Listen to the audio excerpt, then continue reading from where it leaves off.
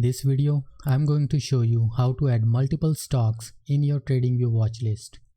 First, open up your Tradingview and open your charts from here. Click on the chart and type whatever stock you want to add in your watchlist. So let's say I want to add Apple stock.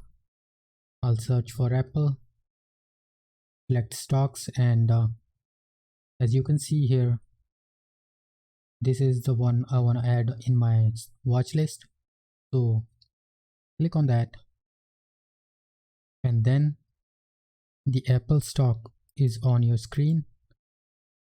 Here, press Alt plus W on your keyboard and the stock will be added on your watch list. As you can see here, you can drag and drop it anywhere on your watch list, like this. Left click on that and drag it. Let's say I want to add one more stock in my watch list. So I'll type Microsoft. So this is the stock I want to add. I'll click on it.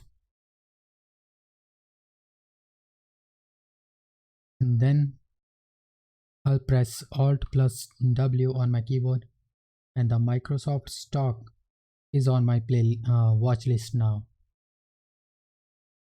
As you can see here, this is the way you can add multiple stocks in your watch list.